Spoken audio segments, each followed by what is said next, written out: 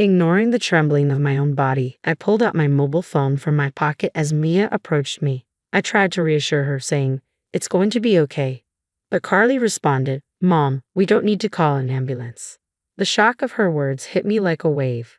My name is Katie. I'm 34 years old and work part-time at a call center in the mornings. I met my husband Steve at a high school reunion. By chance, we reconnected, and as we talked, we realized how compatible we were. We began dating soon after, got married 3 years later, and now have a daughter named Mia, who is in the first grade. Since Mia's birth, our living expenses have increased. Driven by a strong desire to support our family, Steve has taken on long overtime hours. Even when he comes home late, I'm deeply grateful for his dedication to us. His work as a pharmacist often means he's home early when I'm sick. He knows all about the medicine and would say, "Tell me where it hurts, and I'll prepare the right remedy for you." He would even give me massages. Steve's support has been a constant. When I was down with a cold, Maya would look worried and say, "Mom, I hope you get better soon." Wanting to recover for her sake, I focus on my treatment. Seeing my pained expression, Maya once asked Steve, "Daddy, can you give Mom the usual magic medicine?" Steve understood and handed me some herbal and cold medicines. At home, we called these magic medicine. Even Mia, who usually disliked medicine, would muster the courage to take it. I'd often felt better the next day, thanks to this magic. "I'll take the magic medicine and get better for Mia," I said, taking the bitter pill. By the next morning, I felt entirely rejuvenated. "Thanks to Mia, I'm all better now," I told her. No, it's thanks to the magic medicine," she replied with a bright smile before heading off to school. "You seem to be feeling much better. I'll head to work now." "Rest up today," Steve said before leaving. Feeling grateful for their concern, I decided to make a lavish dinner that night, hoping it might be mistaken for a special occasion. I began preparing the ingredients. When Maya returned from school around 3, she was ecstatic. "My friends and I were talking about the delicious smell in the air.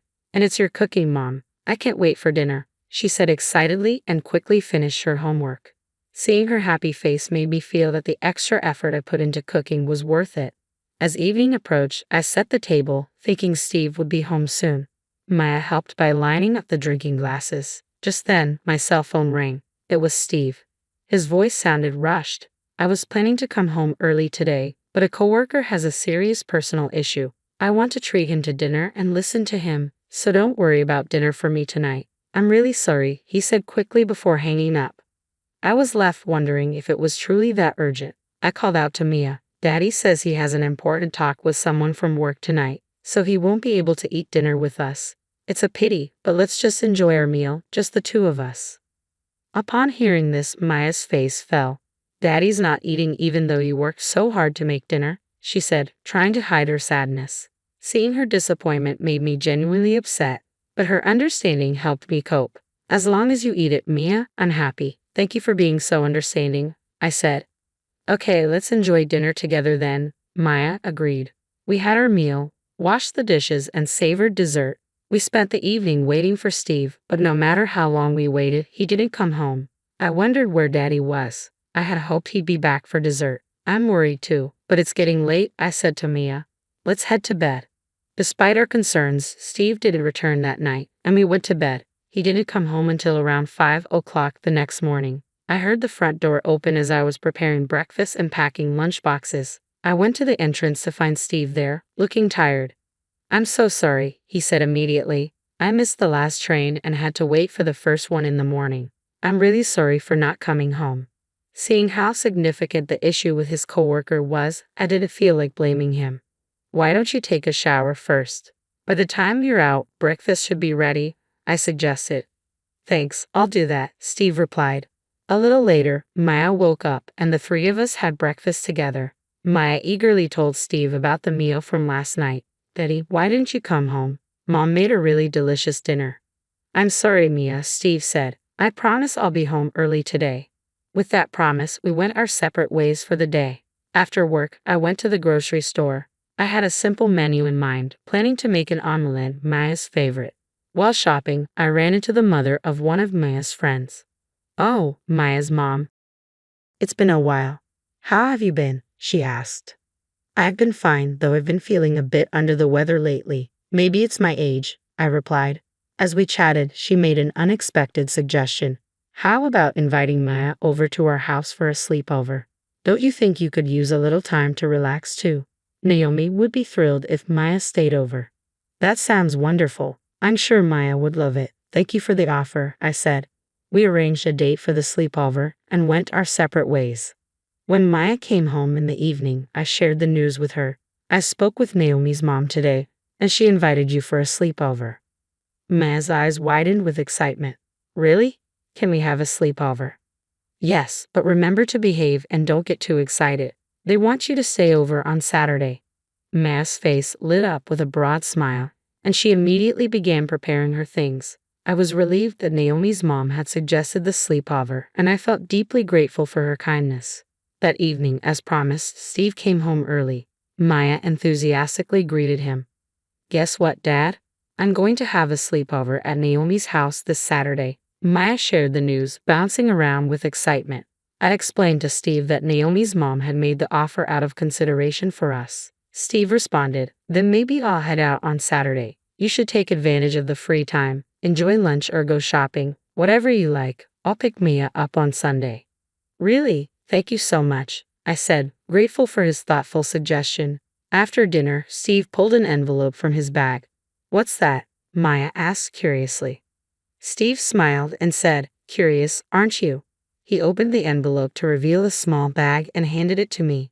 This is for you. I've noticed you haven't been feeling well lately, so I found some special food that's said to have magical properties. Maya's face lit up. Mom gets sick a lot, but with this she'll get better, right? I felt a mix of slight guilt and deep gratitude. Thank you, Steve. You went out of your way to buy this. It must have been expensive. Your well-being is the top priority, Steve said with a gentle smile. If you take them daily, they will definitely help. He then apologized. I have to admit, from tomorrow until Friday, work's going to be very busy, and I might come home late. Steve's earnest apology made Maya look a bit upset. I was disappointed as well, but I understood he was doing his best for us. I held back my feelings and comforted Mia. Dad is working hard for us. How about we go to the amusement park next time he has a day off? Maya seemed to understand, and Steve gave me a regretful nod. As it was time for bed, I opened the bag Steve had given me. Inside was something I had never seen before, dark-colored and dried. When I tasted it, it had a fruity flavor and was quite delicious.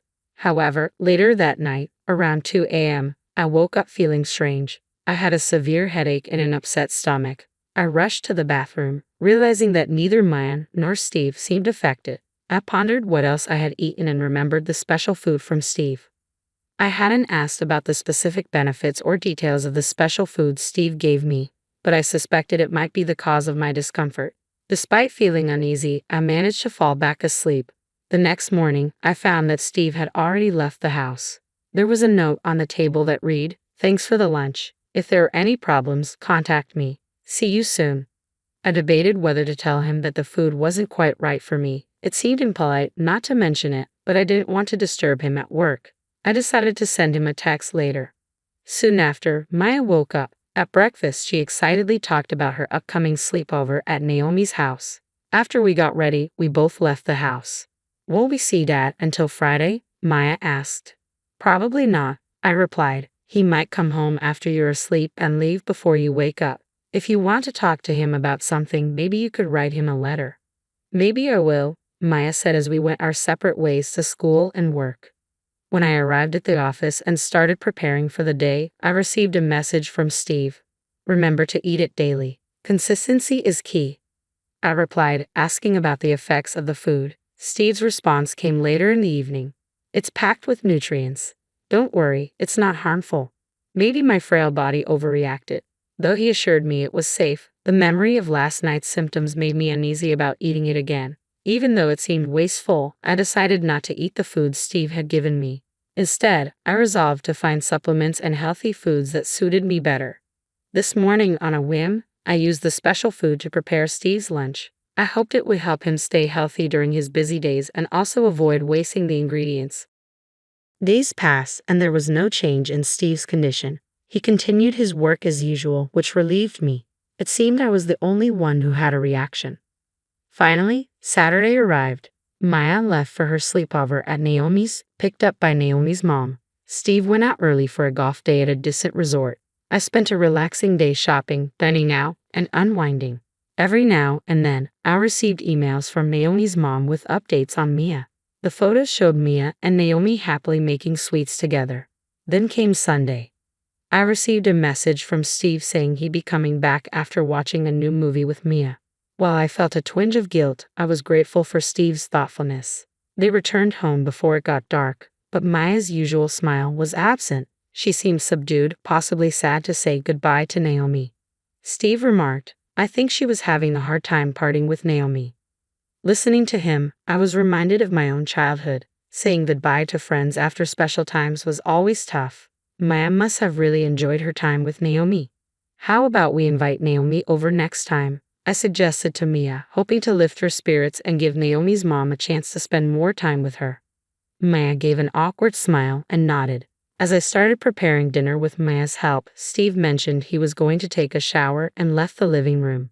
The moment he was out of sight, Maya gently tugged on my sleeve. Just as I was about to ask her what was wrong, a loud crash came from the bathroom. I rushed over and the sight that met me made me scream. Steve was lying on the floor, unmoving. I grabbed my cell phone, trying to steady my trembling hands. With Mia by my side, I attempted to reassure her.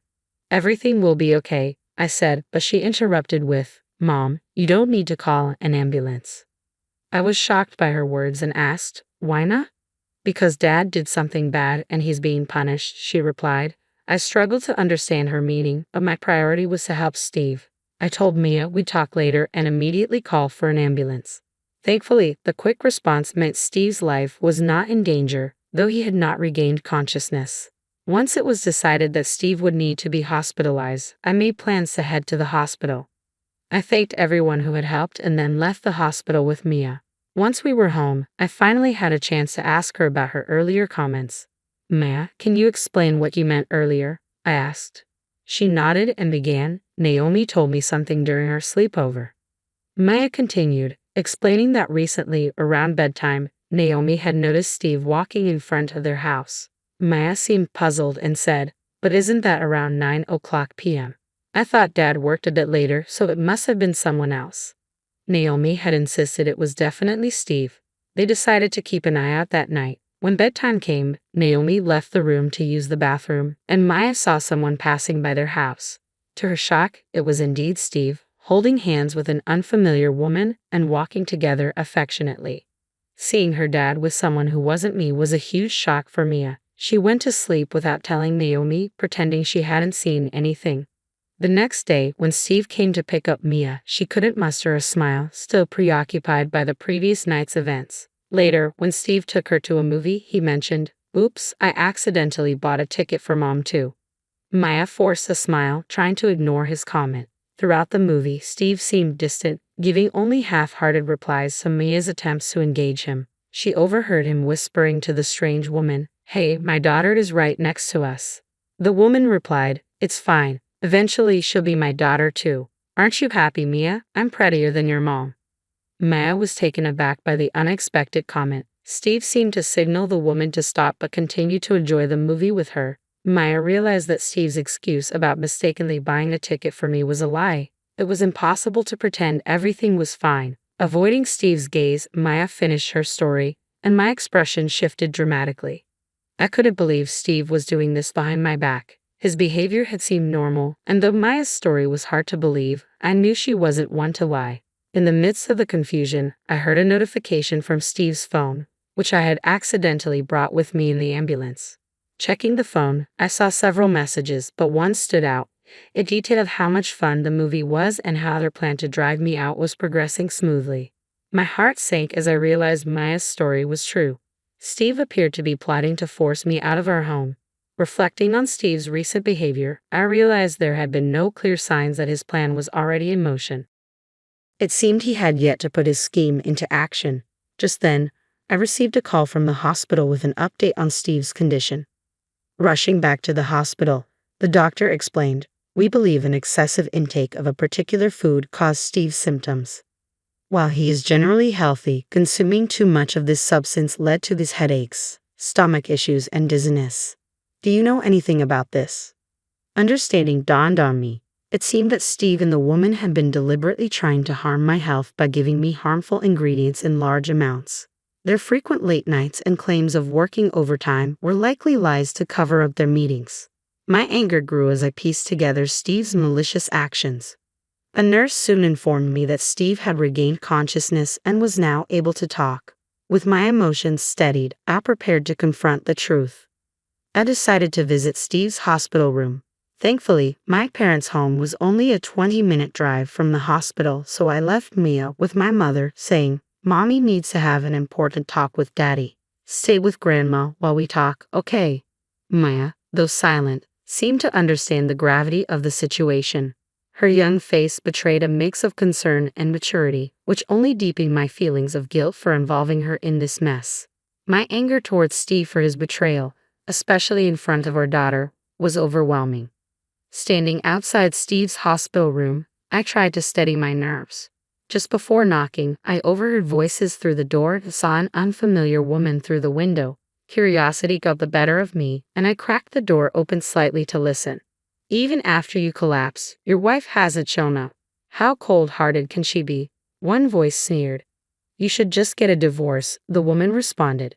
"She's still around, isn't she? Stubborn." The conversation confirmed my worst fears. This woman was clearly involved in Steve's scheme. Unable to contain my anger, I knocked loudly and swung the door open. Steve and the woman turned to look at me, startled. "Did I interrupt something?" I asked, my voice cold.